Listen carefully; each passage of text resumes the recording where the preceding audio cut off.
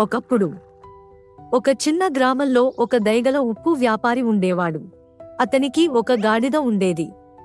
ప్రతి ఉదయం గాడిద వెన్నుపై ఉప్పు సంచిని పెట్టుకుని మార్కెట్కు వెళ్ళేవాడు. తర్వాత ఇంటికి తిరిగి వచ్చేవాడు.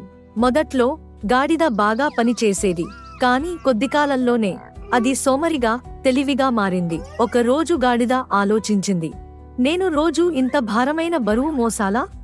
దీనిని ఎలా సులభం చేయాలి? మరుసటి రోజు వారు నది దాటుతున్నప్పుడు గాడిద నీటిలో కూర్చుంది. ఉప్పు సంచి తడిసి తేలికగా మారింది. గాడిద సంతోషంగా చెప్పింది, హాహా, ఇప్పుడు నా బరువు తక్కువైంది.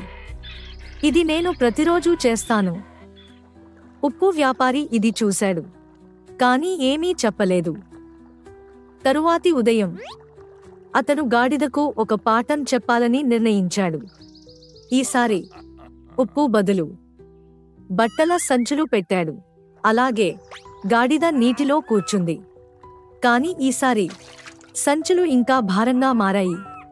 గాడిద లేవడానికి ప్రయత్నించింది, కానీ లేవలేకపోయింది. అది అరచింది, హీహా హీహా, నన్ను కాపాడు. ఉప్పు వ్యాపారి నవ్వుతూ చెప్పాడు, సోమరితనం ఉపయోగం లేదు. నా చిన్న గాడిద నిజాయితీగా పనిచేస్తేనే మంచి ఫలితం వస్తుంది. ఆ రోజు నుండి గాడిద తన తప్పును గ్రహించింది.